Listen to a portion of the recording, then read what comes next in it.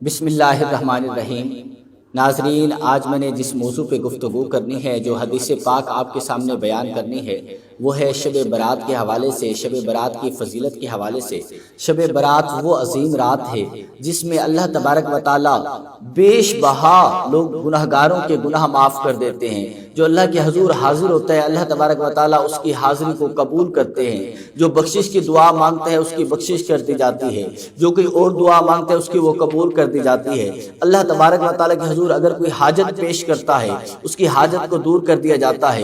اللہ تبارک و تعالی کے حضور اگر کوئی عاجزی انکساری کے ساتھ رو رو کے کوئی دعا مانگتا ہے تو اللہ تبارک و تعالی قبول فرماتے ہیں۔ لیکن قربان جو میرے مصطفیٰ کریم حضور جان رحمت، حضور جان جانا کی حدیث پاک ہے، حضور فرماتے ہیں کہ اس رات ہر بندے کی بخشش ہے، لیکن 7 بندے ایسے ہیں جن کی بخشش نہیں۔ یعنی ایسی کون سے بدبخت لوگ ہیں کہ باقی سب کی بخشش ہے لیکن یہ 7 بندے ایسے ہیں ان کی بخشش نہیں ہے۔ حضور فرماتے ہیں ان میں سب سے پہلا مشرک ہے، جو اللہ کے ساتھ کسی کو شریک ٹھہراتا ہے، جو کافر ہے، اس کی کوئی بخشش نہیں۔ میرے مصطفیٰ کریم حضور جان رحمت بیان فرماتے ہیں کہ شب برات کی رات، اس فضیلت والی رات سب کی بخشش ہے، لیکن جو والدین کا نافرمان ہے اس کی بخشش نہیں ہے۔ جو اپنے والد کا نافرمان ہے، جو اپنی والدہ کا نافرمان ہے، جو اپنے ماں باپ کا کہنا نہیں مانتا، اس کی بخشش نہیں ہے۔ دیکھیں ناظرین، کیسے حضور علیہ السلام نے ہمارے لیے بیان فرمایا کہ سب کی بخشش ہے، لیکن جو اپنے والدین کا نافرمان ہے اس کی بخشش نہیں ہے۔ ہم اپنے آفس میں جاتے ہیں، اپنے دفتر میں جاتے ہیں، اگر آپ اسٹوڈنٹ ہیں، آپ کالج میں جاتے ہیں،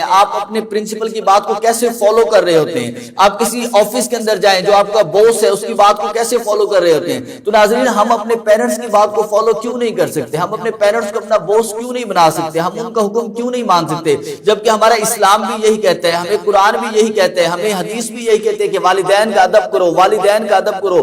فلا تقل لہما اف، اپنے والدین کے لیے اف بھی نہ کہو۔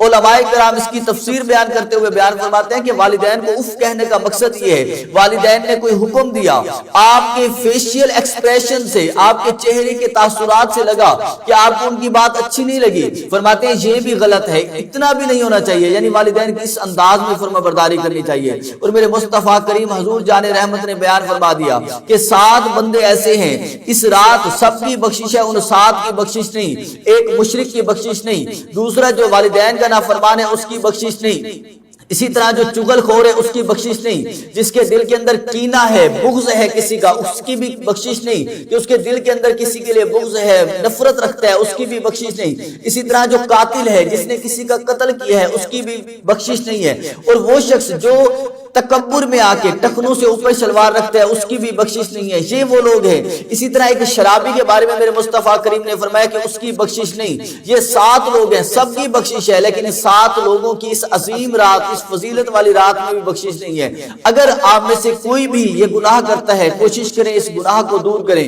خاص طور پہ یہ کینے پرور والی، حسد والی جو ہے، اپنے دل کے اندر کسی کے لیے بغض نہ لے کر آئیں، اپنے دل کے اندر سب کے لیے محبت رکھیں۔ دیکھیں ہمارے ہاں رشتہ داروں میں کتنا بغض پایا جاتا ہے، ہم ایک دوسرے سے کتنی نفرتیں کرتے ہیں، بہن بھائی ایک دوسرے سے کتنے جدا ہیں، ایک دوسرے سے دور ہیں۔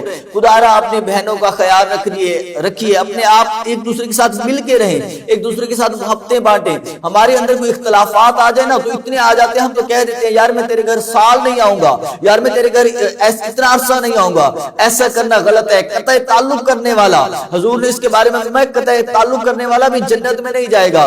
قطع تعلق کرنے والا یعنی جس کے اندر کینہ پرور ہے، جس کے اندر بغض ہے دوسرے کا، اپنے رشتہ دار کا، اپنی بہن کا، اپنے بھائی کا، اپنے قریبی سنگی بیلی ساتھی کا، تو اس کے بارے میں بھی احادیث میں ہمیں یہی ملتا ہے کہ وہ شخص بھی جنت میں نہیں جائے گا، اس کی بھی بخشش نہیں ہوگی۔ لہٰذا سب کے ساتھ پیار محبت سے رہیے، گھر کو آپس میں جوڑ کے رکھیے، بہن بھائیوں کو آپس میں جوڑ کے رکھیے۔ اگر کسی سے آپ ناراض ہیں اس رات اس کو آپ معاف کر دیں۔ اگر کوئی شخص آپ سے معافی مانگنے آتا ہے، آپ کا چھوٹا ہے، آپ کا بڑا ہے، اس سے کوئی غلطی سرزد ہو گئی ہے، تو آج کی فضیلت والی رات اسے بھی اللہ اور اس کے رسول کی رضا کے لیے معاف کر دیں۔ رضا کے لیے معاف کرنا آپ کا کام ہے، آپ کو اجر عطا کرنا میرے اللہ کا کام ہے۔ دلی دعا ہے اللہ تبارک و تعالیٰ اس فضیلت والی رات ہمیں نیکیاں کرنے کی توفیق عطا فرمائے۔ وما علیہ الا البلاغ المبین۔